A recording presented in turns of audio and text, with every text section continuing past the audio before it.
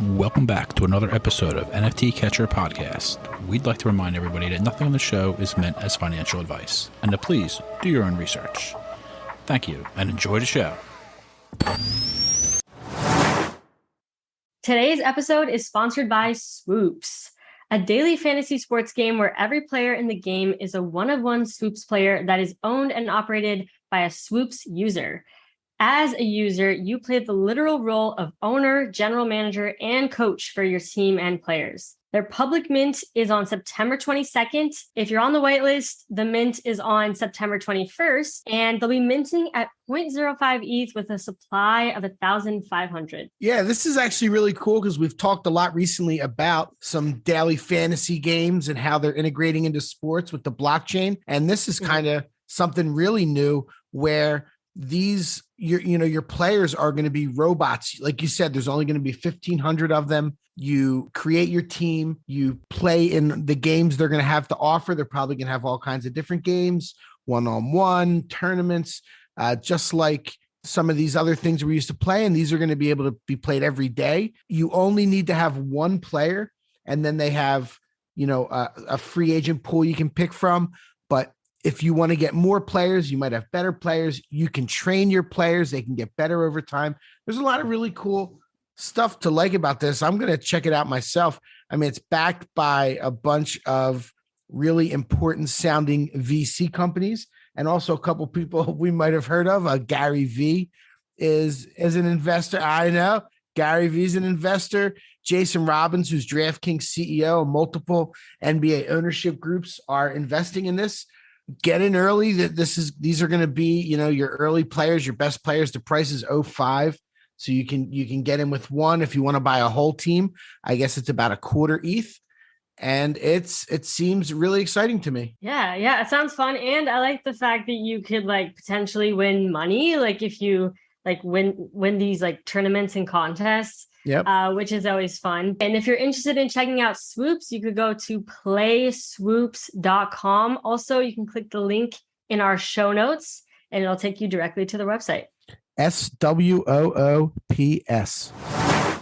Now the subject is NFTs. They're known as non-fungible tokens or NFTs. NFTs are exploding in popularity. This is a technology that will forever change the way people interact. So it is happening whether you understand it and like it or not. This phenomenon is moving. The digital. You have now joined Jenny from the blockchain and Michael Keene on the NFT Catcher Podcast. What's up, everyone, and welcome back to another episode of the NFT Catcher Podcast with me, Jenny from the blockchain, and my co-host, Michael Keene. Today, we have none other than Ros, very special guest, who, by the way, is a super accomplished human being, sports broadcaster on ESPN for the WNBA and NBA. She played on the Nigerian national team. She has a master's degree from Stanford. She won a couple Emmys. I mean, just a million different things. We're going to focus on her Web3 journey here.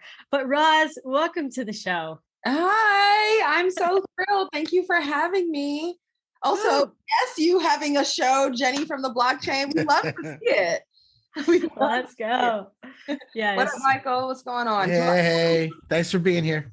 Do I call you MK or? No, I know it says MK. I got to change that on my Zoom thing. It's Michael's fine. Michael, yeah. Whatever. Because I don't want you getting confused for Michael Kors. Well, some people do confuse me for him, but we will. We got some MK logo. Yeah. I used to love seeing that when I was like, "What the heck is that?" It's mine. Yeah. And you should have crushed Michael Kors logo, luggage, and bags because it's essentially your initials. Hey. I might have to think about a lawsuit in this. I think you're bringing up some really valid. You're points onto something. Yeah, that's actually that might be my IP that he's right. Seriously. Yeah, thank you. You're welcome. Well, thanks for coming on too. It's really exciting. I was, reading all up about. I mean, I remember your Stanford teams very well. You guys are one of the best teams.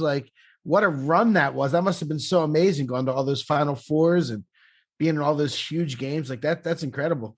Yeah. I mean, those were highlights of my life still to this day. And I it's funny when you become a real adult from being an athlete and you no longer, play at an elite level, there's just so few situations where you can feel the rush and the roar of a crowd or run into the arms of your teammates, and, where you can truly feel the value of like hard work or buying into something bigger than yourself or humbling yourself or pushing through adversity, or why it was worth it to be consistent even on the days you didn't want to do it. And like, when it all comes together, like it was such a wonderful time. And like basketball has given me so much. It literally, I like I've been thinking about it lately. I was like 100%, 1000%. Basketball was a vehicle in my life.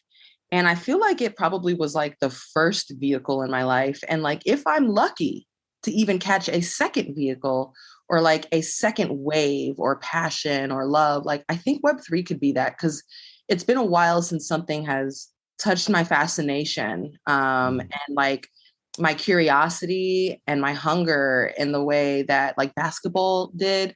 And the way that Web3 is doing right now. So who knows? Maybe like I'll be lucky enough to catch two waves. People don't even catch one in a lifetime, Mm-hmm. I think you're going to catch whatever wave you want, it seems like. Yeah. It seems like there's Web3's waiting for you. Nah, that's really cool. That's cool to hear about that run at Stanford and talk to somebody that was on those teams. Like I really, that was a big time in women's college basketball. And I remember it very well. Like that's really kind of when it came into the mainstream. Yeah, there were some teams like Stanford and UConn and Tennessee at that, right, for sure. Yep. I'm covering the WNBA finals right now, and I saw that clip on your Twitter. I do my homework. Okay, we appreciate early. He's your Twitter, so okay. You're not just here for your boyish good looks. It's you. Yeah, exactly. Thank you. Your work. No, but I'm covering the WNBA finals right now. Mm-hmm. And the semifinal, Candace Parker was playing. And it's funny, I ran into her mother at the Starbucks outside of the arena. And her mom was like, I remember you two playing in the championship, the national championship game, Stanford and Tennessee, and like how we rushed home, or for the Christmas game that season too, we rushed back to the airport and we sat on the same plane to get out for the holiday vacation. And it's just like, that was a time. And those players who were huge then are the veteran players of the W now, the Candace Parkers. I played with Nneka Ogwumike, the Courtney Vandersloot, Alyssa Thomas in the finals right now, DeWanna Bonner in the finals right now. On the Aces, I'm trying to think who I played against or with there. They skew a little bit younger, but like my class is probably like the veteran group in the W right now. And by the way, we got breaking news, folks. There is somebody backstage. Can we please bring them in? They're a huge Ros fan. Please bring them into the. Who's there? Who is it? Y'all got sound effects? I'm screaming. Oh my God, I'm your number one fan. We got Pseudo popping in to say hello. Hi, Ros. What up, Steph? What's goody? What's up? I'm just your number one fan. I just came to say hi. Man, I'm your number one fan. I'm the Pseudo Sisters fan. These are my first guys. Like for those listening, it's not an exaggeration to say these were my first friends in Web3. Aww. We're Web3 besties. We've been on a boat together. We've been at almost every major NFT conference event together. Seriously. Facts. We've been to basketball games together. We've partied. Yeah, I was just thinking about that. Our birthday when we went to the WNBA game and we didn't even know that you were there. And then we see you, we're like, wait a damn minute, is that Ros? You DM me and I'm like, yo, you're here. And then Angel McCautry, legend. And then y'all went like raving or whatever. Remember the time y'all snuck into a very tough to get into party? Can we say? Yeah, let's just say the first Bored Ape Yacht Club party. Yeah, the first Ape Fest. They snuck me into the yacht. Ape Fest. It was in New York. Oh wait, you're right. That wasn't the yacht. That was the warehouse party. The warehouse party in New York. Oh, yeah, that's I didn't have a band for whatever reason. I don't think I like followed any directions. That was all you. You honestly finessed. We were just there. We're like, oh God, how is this able to happen right now? And that was all you finessing, Ros. No, y'all are ride or dies. First of all, we went from the Dapper party together.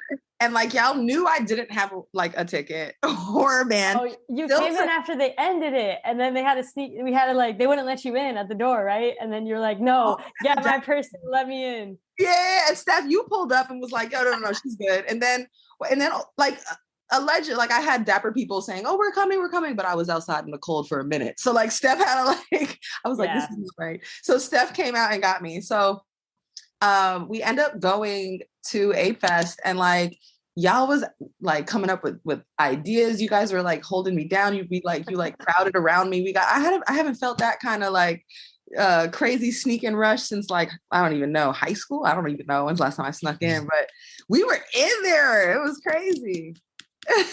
That was fun. Good times, good memories. Yeah, I hope we don't get in trouble for this, but it is. Hey, you know, no one listens to this, like, right? No one's gonna listen. It's fine. Yeah, guys, everyone, just keep this a secret. And we snuck in. We did NFTLA Venice, but Steph, you didn't go. It was Jenny. She went to NFTLA. Steph was there. Jenny, you didn't go. And then of course Miami on the boat was crazy at Art Basel. We got those nice sunset pictures. We look like we're on a tropical vacation in like the Caribbean, like, and that was like peak bull market, like crypto. Like Art Basel was on a million, trillion megawatt like bull market frenzy. Like people were on boats. Like it was. People were wilding. Like there were parties. Like I'm like the Brex party with like people hanging out of like trampolines in the air and like pouring champagne from that mansion party thing that we went to. What the heck was that?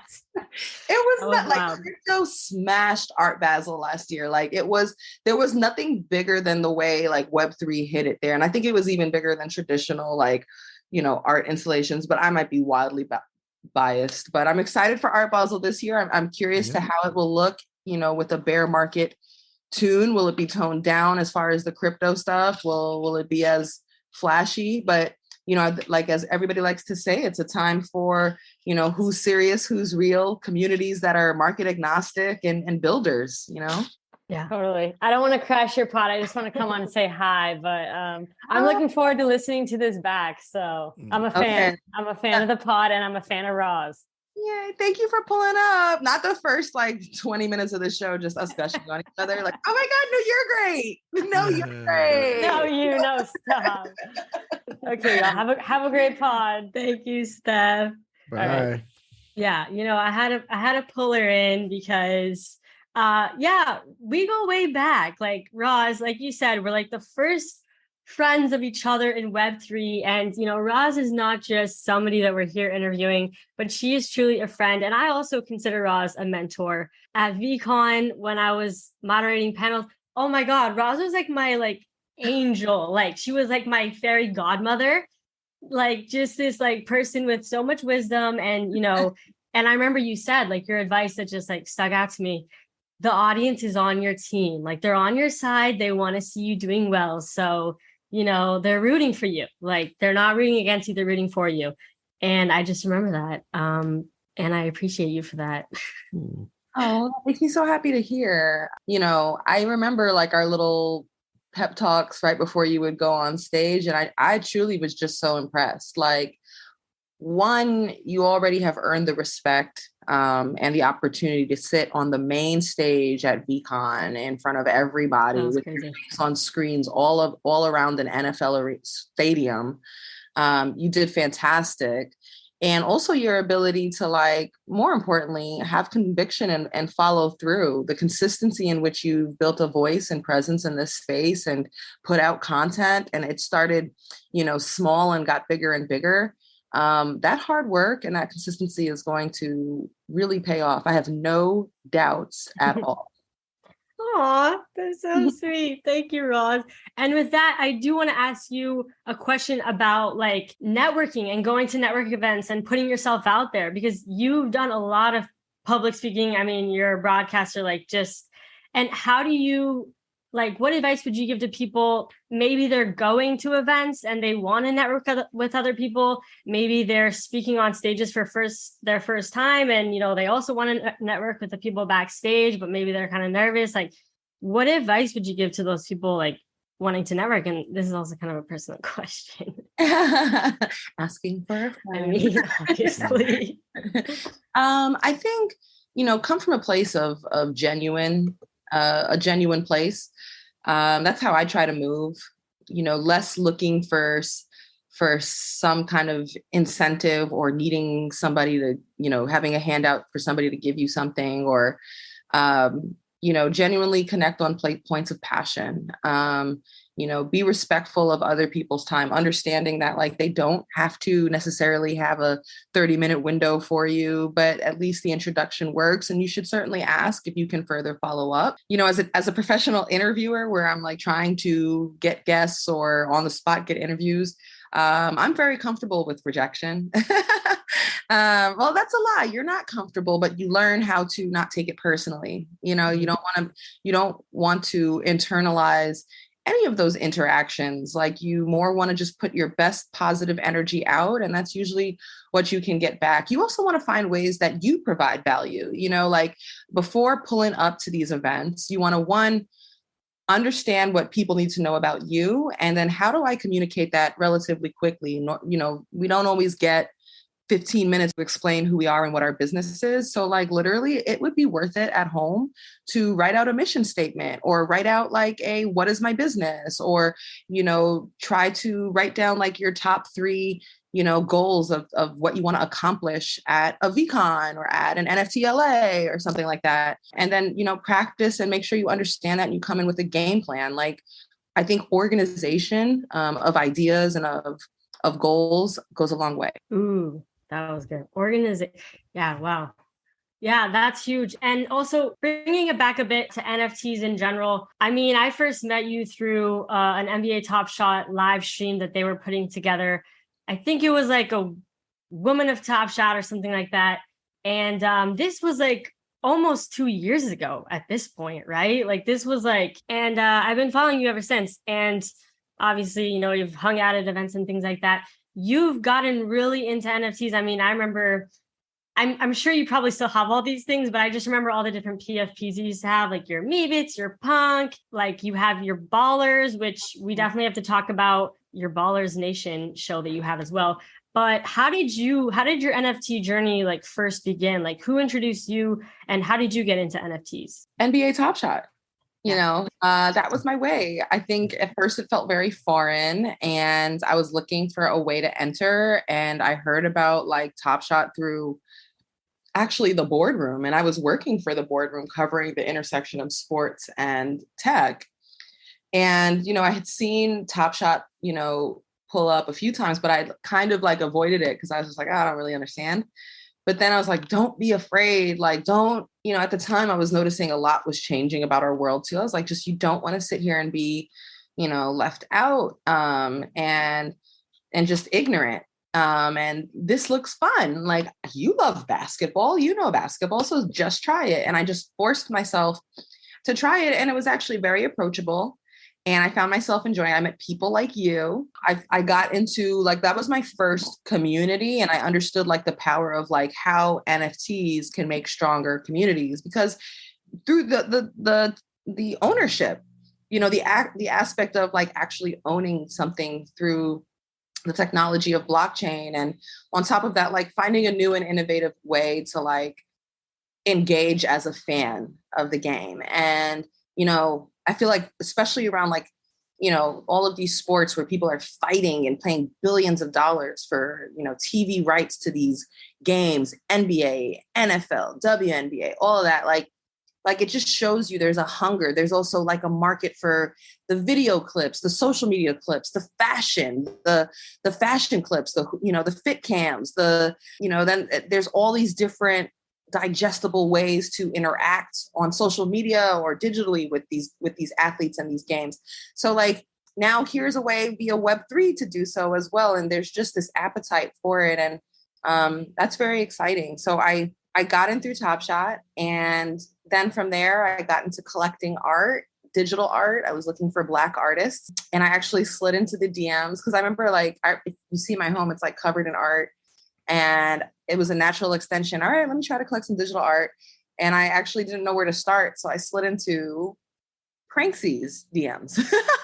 I didn't know anything really about what Pranksy was either, but Pranksy I knew like was a big name.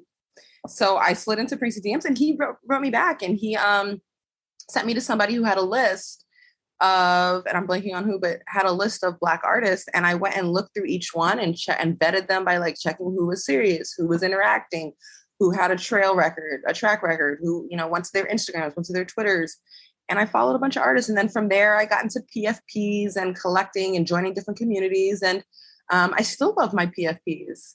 I still hold them and I rock them. Right now, my favorite in the world is my ballers because it's a custom and it's like literally everything. I was wondering, I was like, how'd you get like the hoops and all that? Like, okay, it's a custom. Nice. Is that your Twitter profile right now? Yes. So she's got my ballers has like, it's a custom. It's a Joel Embiid jersey. I'm a 76ers fan, so I'm going to consider that a Joel Embiid jersey. Not no Joel Embiid jersey, although we do love Joel Embiid. Shout out to Cooper. It's even got the StubHub advertisement on it. No, it is the number 21 for my number. Oh, okay. I'm sorry. Excuse me. She's blinged out. She got the hoop earrings and the chain. Her hair is brown and curly. She has the lip, the eyebrows, big, hopeful eyes. Like, oh, I really like her. That is a cool PFP. I even got stickers for her that I like. You know how people hand out stickers to their PFP? Ooh, I need one. Jen knows nothing about that. She knows nothing about people handing out stickers of her. I have so many. I need one. Which one is your? Of course, like I also love my punks. And I'm never selling those, and which are your favorite PFPs right now? Still, I mean, my doodle is my PFP. It's kind of consistently been and it's also the branding of this podcast. So, but I have a ballers too. I love my ballers. Like I have a cool like black hair. Like she has a green jersey and like I like my ballers too. She's a vibe.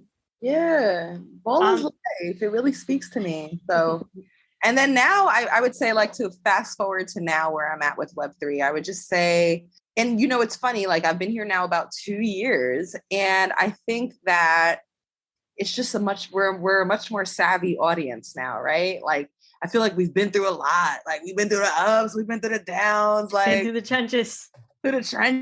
We went through, and it's all been in a very short time span, for the majority of like the newer people who now have been here about 1.5 years to 2 years. And like, we're more savvy. We're not looking for nonsense. We're skeptical of, scammers and Ponzi type people. But like, I think I'm still here. I believe wholeheartedly in the long-term application of blockchain technology to, improve industries, to empower people and, to bring a lot of positivity and also like economic opportunity to different people and groups and clean up a number of like professional industries where like transparency and accuracy and accountability would be really important. Like, I think there's a lot that's exciting about it. I cannot wait till we get to a point where we truly understand how to like harness it and use it. But I'm all for substance and meaningfulness in this space. Yes. And you're also an angel investor in Web3 companies, which ironically, our first sponsored podcast. Okay, funny. Yeah, okay, you're actually an investor in one of in our first so Swoops is our first like podcast sponsor, and you're an investor and advisor to them, which is so ironic. So how about that? I love that. I'm so excited about Swoops. They really nailed this GM challenge so far for Swoops. Like they've gotten a lot of traction. They built a great simulator, and they've got this like NBA daily challenge called the GM Swoops Challenge that is a lot of fun, is really easy to do. They put up a starting 5 and they give you a bunch of players, and all you got to do is throw your 5 players in within the budget that they give you.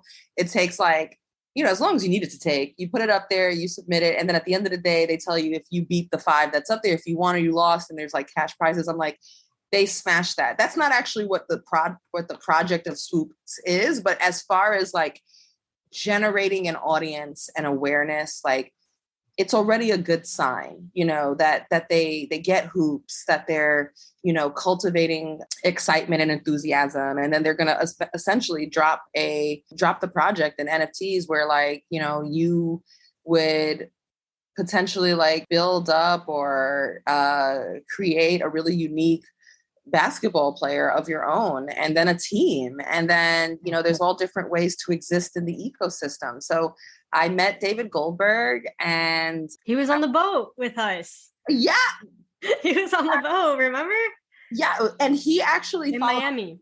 Yeah, in Miami. We followed up in Art Basel and met after and talked more. And he enthusiasm and commitment and dedication to swoops makes you feel like, man, they're gonna get after it. And they want to be they want to be the mix of fun and also like intellectual. Like the game has a lot of intricacies and options and details. Like, you know, you'd have to really come up with strategy. And I think that's one of the challenges so far we've seen in play to earn and stuff is like, or Web3 gaming is, you know, is it fun? And so I think this has the potential for that. So I invested in that. And as far as my investment strategy in Web3, like I got in on Yuga Labs, which was exciting. And I think that was I did not know this. Yeah. Wow, that's huge. That's cool.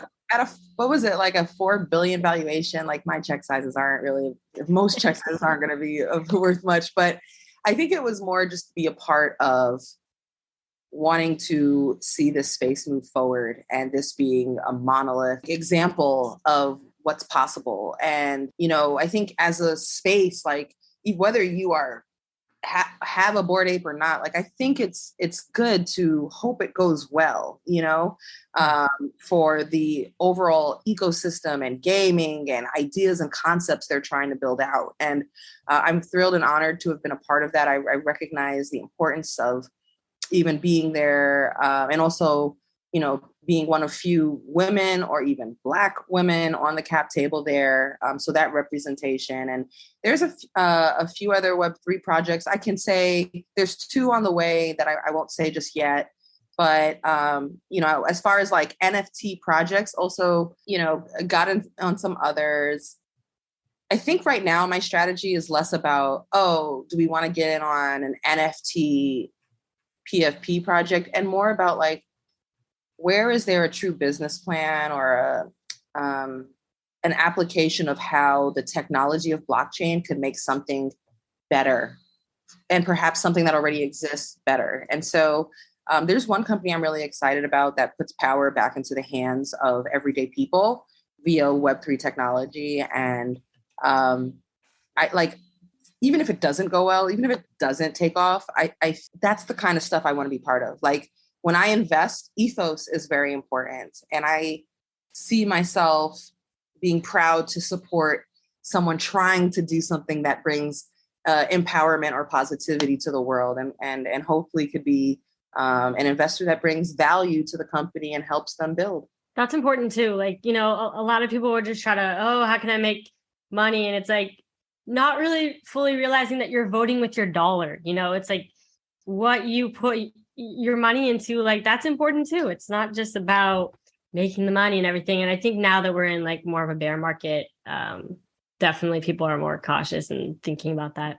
You have something to tease for us. Tell us about your content series, Meta Mommy, which I love that name so much. I love that name. Yeah, Meta so Mommy. Meta Mommy is a project that I've been kind of like brainstorming for a while. And it's hopefully we'll start like putting out content and launching around it in the next few months and end September, October.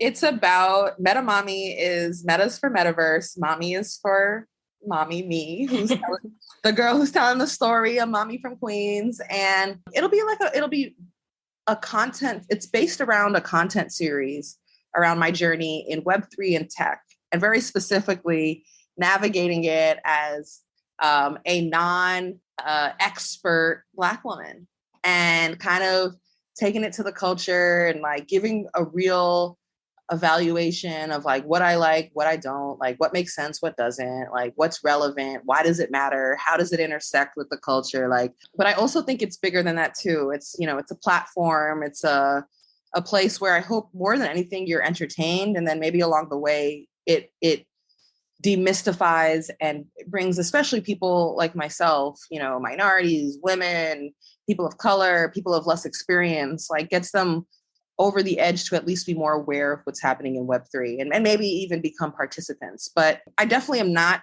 in this series trying to do a what is an NFT piece. Like, I'm not an educator. I hope to just have a very relatable voice and, you know, tell stories where it makes sense. And so that's coming out. You know, the hard part is like at NFT NYC, we did a brunch, and we did a brunch with the Breakfast Club, which is another project that I'm in support of, very positive, thinking about education and things like that in Web3. And we did a brunch at NFT NYC right at the end on the rooftop of Catch Steak. It was a vibe. And we did a soft launch of like, we teased we put the teaser out of Metamami. But the hardest thing for me is finding the time to really be able to get it, you know, out there. And it's hard because I have a full-time job. Like I have multiple things that I do, but I work at ESPN and I cover NBA and WNBA, and those seasons are demanding and they overlap into each other. And, you know, I think when I hear people say like, oh, I left my job to focus on Web3 full time, like, I get it. Like, you almost have to. And I am struggling with, you know, the very like, you know, vulnerable and human moment of like, I'm fascinated by Web3.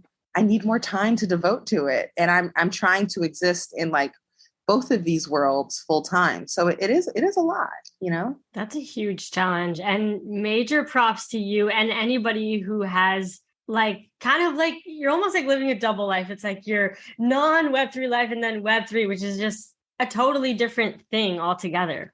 And yeah, I mean, I'm excited. Is there any type of like, do we have sometime this year or next year? Like, do we kind of know around when this will come out at all? I'm thinking like October, like look for, you know, momentum. Okay. You know, October, look for momentum. I definitely hope and want to manifest and claim. Please let me like be doing some kind of like sharing of story during Art Basel. Please, like, can we claim it together? Yes. And, you know, please let my NBA schedule not hate on it, please. we claim this energy. Or can we claim a Miami Heat game during the end of the top of December? Can we claim some Heat games? Come on, y'all. I need y'all to manifest this with me. But that is like, that would be really special and heartwarming, you know, to have happen. Yeah. Yeah. No, I actually wanted to circle back a little bit to, you were talking about finding a lot of artists, and I wanted to give you a chance to shout out some of the artists that you found that you really like. I'd like to try and follow them. And then I have one that I want to suggest to you, a friend of mine, amazing artist that I think you'd really like. So I don't know if you have a chance, if you have any in mind.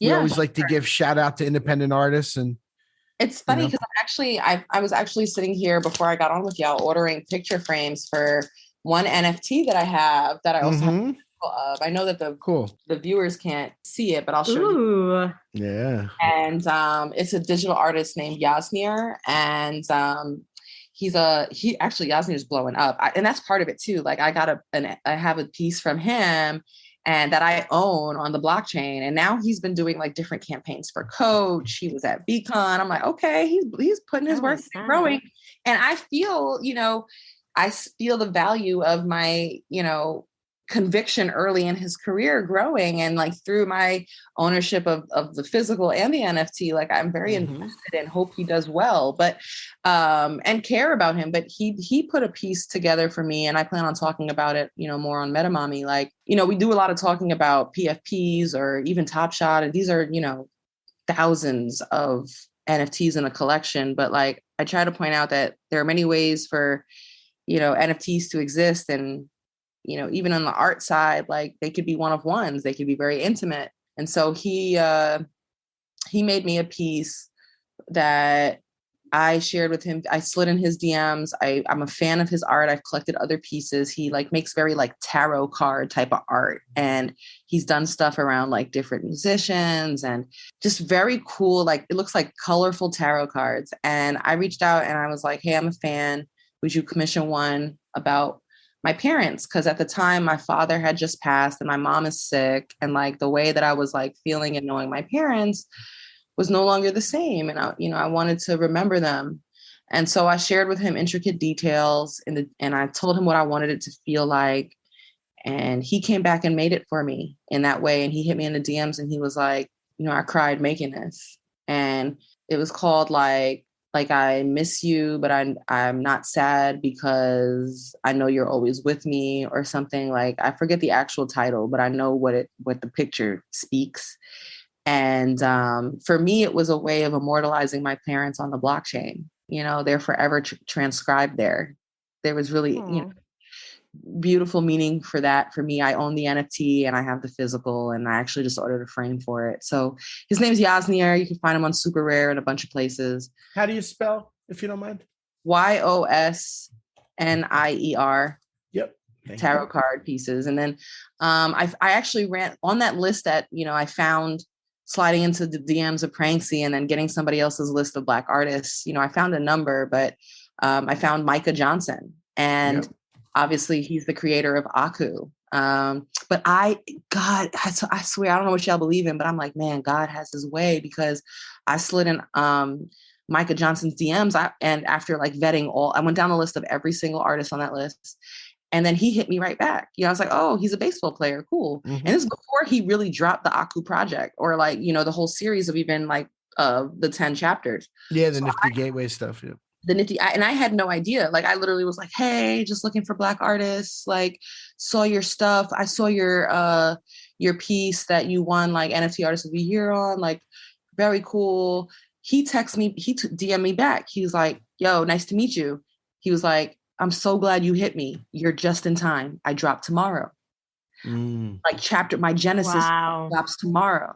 So Micah, we ended up DMing back and forth. And then finally he was like, yo, can I text you? And like, this is still like, heart of peak pandemic. You know what I mean? Like, you're just happy to like speak to anybody.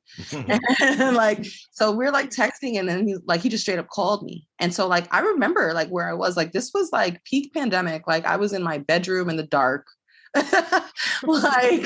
like there were so many people. I had some really intimate, heavy, like long conversations, but one, because we were isolated still, and two, because like we were feeling this great sense of community. And like, what Micah was talking about with the empowerment and the storytelling around a young Black boy who imagines he can be an astronaut, and the empowerment through the NFT back into the community and the buyers. And, it was enough to give you goosebumps. And what's wild, because I just saw Micah. We have become great friends. And I've collected all 10 chapters, and I'm a moon god, and I have Akutard. And I believe that we haven't even seen the tip of what Aku and Micah Johnson are going to do in his entirety. But everything he told me in that conversation, and the many we had after, he has executed, and at scale. The man is a visionary. And, we talk about second chapters, and like, I was like, yo, basketball was my vehicle. Like, what if Web3 is another one or another wave? Like, I've talked to Micah, like, yo, a lot of people, like, their entire life dreams and goals would have been to play in the MLB as a baseball player. But like, you're going to smash that. Like, you are way better at this. Like, this is going to be so much bigger and more impactful than anything you've done as a baseball player. Like, can you imagine that? And actually, I'm sitting here, as they can't see this again, sucks. Y'all gonna have to hear it. But I have my Aku sculpture that I'm showing. That is so cool. Wild. It's a 1 of 100 Aku sculpture. Like I don't even care what happens to the price of the floor of the project. Like, this is something that I'm going to be proud to have for my children, and explain like why this meant something to me at the time. Who knows where we'll be, by the time I have kids, my family rolling in the grave. Where are the children? But like, who knows what will be with NFTs, but like to imagine that at the beginning, this was something that meant something to me, this little statue of hope of what's possible. Like that's very cool. One more artist I'm gonna shout out, and then I'll get off this question. Nah, this is great. Is Gabe. He's not Black. That's okay. We like all the artists. Is Gabe Weiss of the Bay Area. And I have a physical and an NFT in my home. And he does the what are those things? I mean, he just dropped his Stoics collection. Yeah. But what the type of art it is, of course I'm blanking, is I'm blanking, but he has a very distinctive style. He does it very well. And the piece that I have, a lot of his subjects tend to be male. The piece that I have is actually a woman. And, it shows a lot of her, like, it's not the multitudes piece, but it also shows like that women can be many things, often are many things at once. And I have the physical and the NFT. And in this case, I must say, the NFT does not do the physical justice. He is a wildly talented artist. And medium matters. Like there's different reasons why we hold the NFT version of something versus the physical. I'm proud of both. Both have meaning to me. But walking into my home, and I have it prominently displayed in my usual area where I record. It's a beautiful piece. He's a talented artist and a wonderful human being. So I very much enjoyed getting to know him. Awesome. Yasnir just followed me back. Hey. No, he don't play. He moves fast. I know. Look at that. And he only follows 2,300 people. He's got 50,000 followers. He has 50,000 already? Damn. On Twitter? Yeah, good. Yeah. Oh, let me follow. Let me see if I can get the follow back. Nope, just me. And, so the artist I wanted to tell you about, Ros, do you know Onwude? What's his project? Afrodroids? Yeah, I do. Yep. I don't know him, but I collected Afrodroids. Oh, cool. Why do you like him? Well, I met him last summer, and I actually worked a little bit, helped do some of the tech behind the scenes for Afrodroids with him. What? So I got to know Owo really well. And he's a young guy, whatever, he's 25, 26. I call that young. And I mean, he's brilliant. He's living in Lagos, Nigeria, and he worked his butt off. He donated 20% of the proceeds, or over $500,000, to Dreamcatchers Academy in Nigeria, which is a school for girls. They built a whole school on Afrodroids, a $500,000 donation right in the smart contract. He insisted upon that. He's a brilliant artist. If you go to his Instagram, it's OWO_ANIETIE, Onwude. And I mean, just scroll through his art. Like I love seeing it every day. He puts something new out every day. He doesn't even sell them. Yeah. Like, I mean, I love Owo. Owo, I mean, he's a really good person, brilliant artist. Yeah. So, yeah. I need to follow directly, but I collected Afrodroids just off the street. Like someone hit me and was like, yo, Nigerian project. Yeah. It was at the time, and I think it still even might be. It was the biggest project from the continent of Africa when he did that. Oh, another artist. Speaking of African artists, Letabo from South Africa. Oh, I'm very proud of my Letabo piece. She's a young woman, also young, who has done a lot of like capturing her pictures. Her pieces like tell a quick story in them.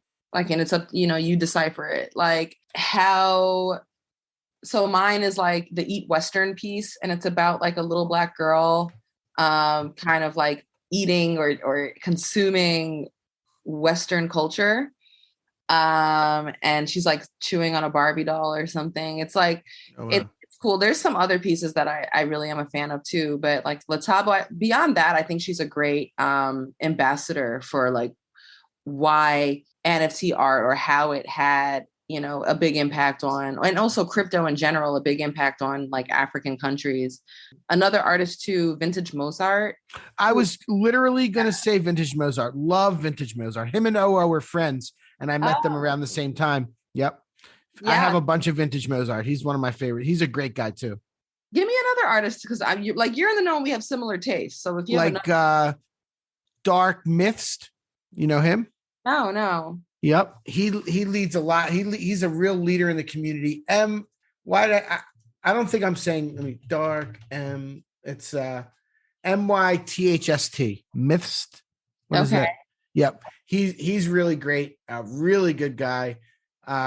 You probably know like Corey Van Loo. I love. He's down here in Miami. I'm so sad I didn't say Corey's name.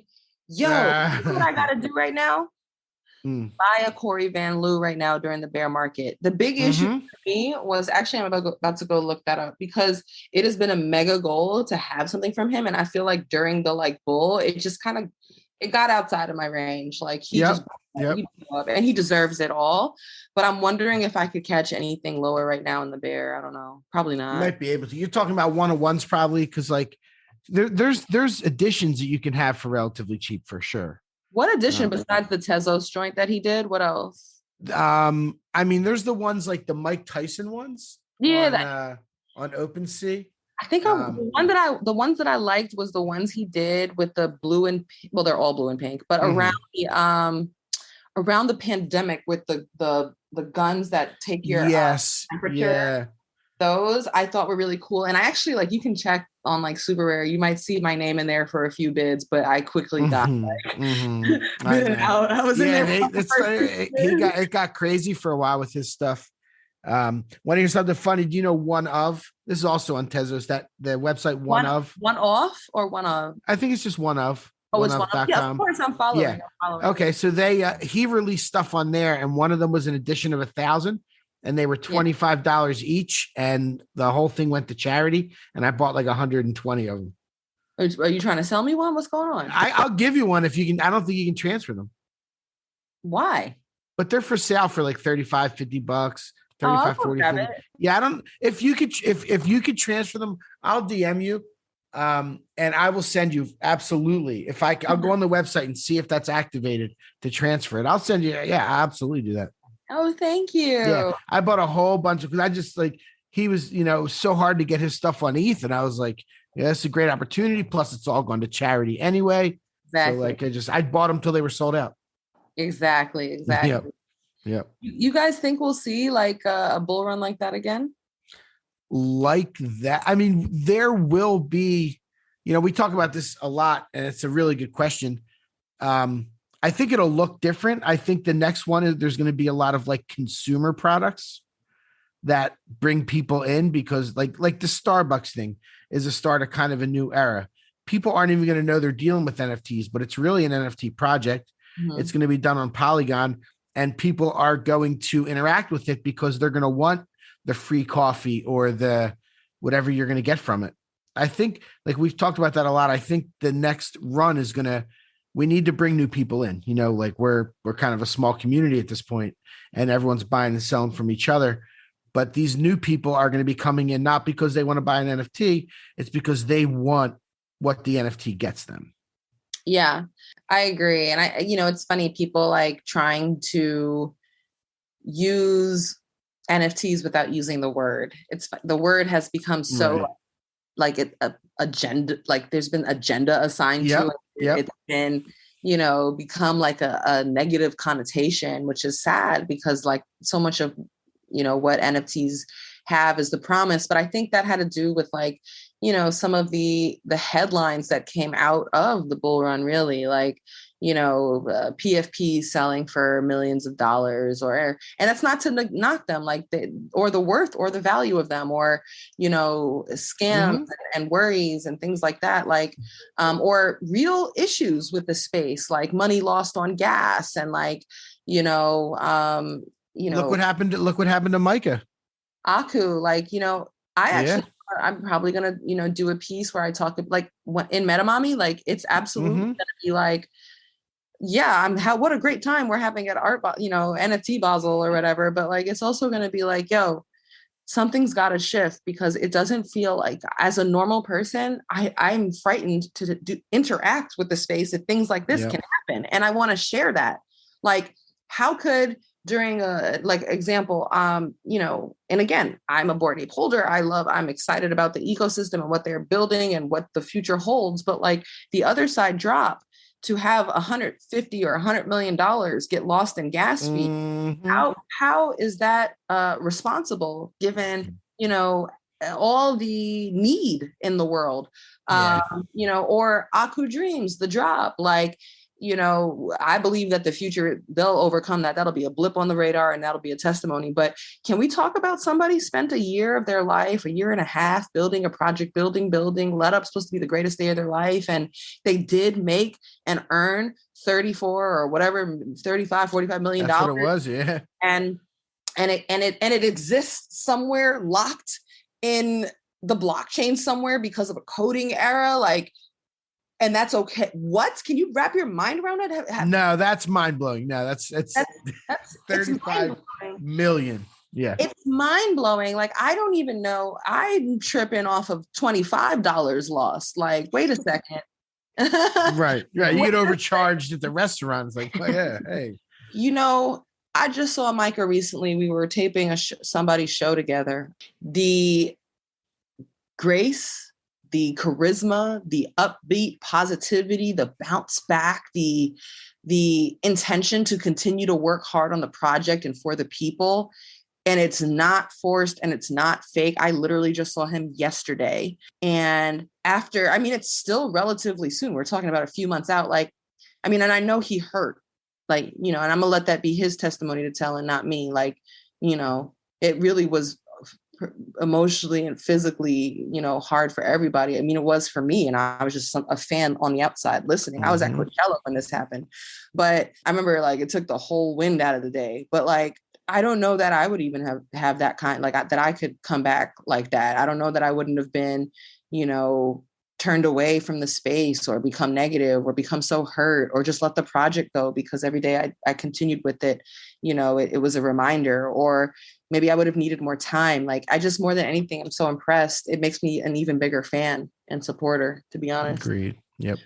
But those are the things that I want to talk about. We're not just going to be here and sugarcoat Web3. We're going to talk about why it's important, for the merge to happen. What is why is that important? What, okay, we thought Axie Infinity was everything, but the game got hacked, and or what's going on with people over leveraging or, not, or being greedy in the space or during bull runs, and how that set everyone else back, or the trickle effects. And, I hope that as I'm sharing these stories on MetaMommy as again, just a regular everyday person who's in these streets participating, I hope it makes people more savvy, that they're not on Twitter clicking dumb links and walking around with, with a hot wallet all the time or whatever, that they learn along the way.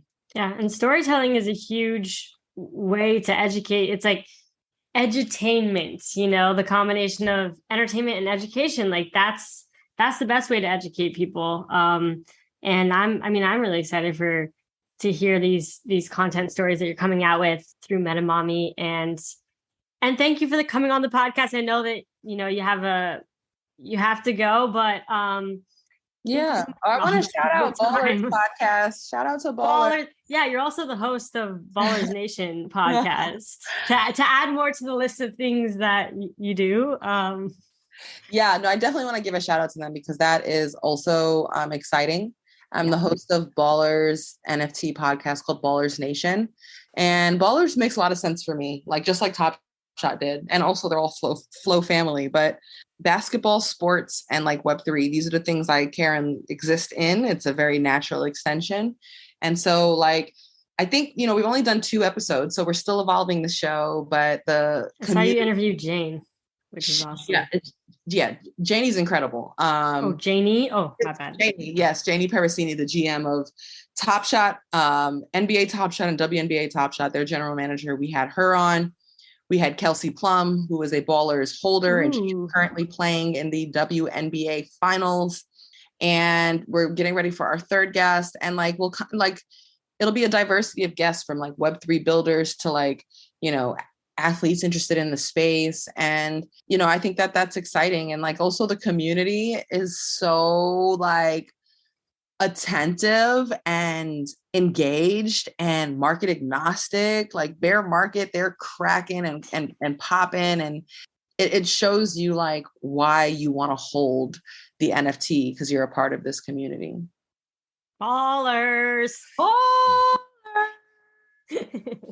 I love my custom ballers. Nice.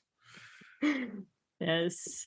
Michael, any last minute things? I think I'm good. We went over the artist. That was really neat to talk about the artists you like and introduce. I was like taking notes. Like, oh shoot, yeah, me too. I was finding everybody. But thank you so much for coming on, Ros. This was a lot of fun, and I'm going to look forward to following you and all the things you're into and all that cool stuff. So it was a pleasure having you.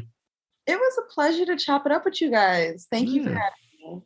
Yes, and if you want to come back on when Metamami comes out, let us know. You can pop in. But thank you all so much. Oh, sorry. Go ahead. Go ahead.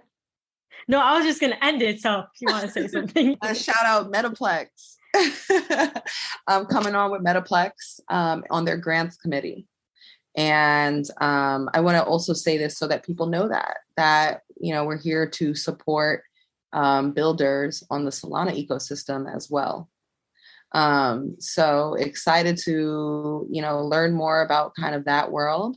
And also be like, for me, I don't want to just be somebody who's here, like talking about what I hope for the space. I want to be someone who's bringing action. And so this is really meaningful way to exist in the space by, helping people build out their ideas. So that's just one more way to exist in Web3, but I'm very excited for it. Yeah. Solana, man, I have a few Solana NFTs. Michael has a few. We really haven't gotten too into Solana, and I know sometimes people are like, you guys should talk about Solana more. So I am excited to see that. And we both got rejected by the Utes. We got most of my journey has been obviously on like Ethereum, right? And it's Top Shot on Flow. But, I'm very bullish on like Flow and everything like that Dapper's building. But I think that I don't think it's just going to be like one chain. I think there'll be multiple chains that we do different things and different, that hold different value for different like activities or needs. And there definitely will be. Definitely will be. There's going to be a consumer blockchain that's not going to be ETH because gas is prohibitive for that.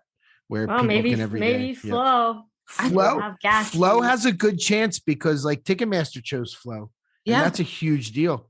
It's a huge deal. That's a huge deal. Huge deal. And that's like, again, what you were saying earlier, like normalizing, normal activity use of NFTs where we won't even know that it's NFTs. And like, I've always felt that NFTs are going to be a part of like our everyday life where it's just like a part of like storing information or cataloging where we've been, tickets, like what we've consumed, like exactly. Things like that. So it'll be like having a wallet will be like having an email was like 20 years ago where your grandparents were like, I don't need an email, but now you have to have an email. Ooh, I like that analogy. Okay. And you can have different ones, Yahoo, AOL, Gmail. Well, it's funny because most of us have consolidated into like one or two different emails. But okay, now that we have tried to get off the show 3 different times. No. Wait, is there anything else? Anything else we need to talk about? This is our 4th and final try of getting off the show. So I have nothing else to add. I have done all my shameless plugs. Thank you to Play Swoops one more time for shout out to Play Swoops. For sponsoring the pod. Yes. All right. Well, with that said, thank you so much, Ros, for coming on the show. This was a really fun episode. Hopefully everybody listening enjoyed this one, and we will catch you in the next one. Peace. Oh, so guys, no, just kidding.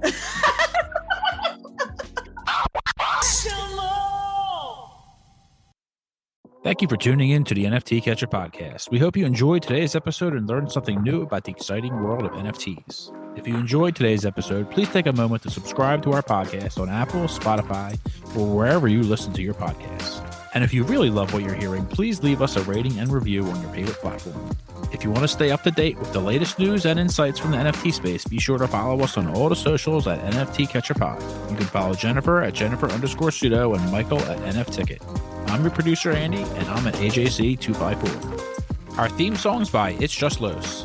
We always appreciate your feedback and support, which helps us reach more people and bring you informative and engaging content about NFTs.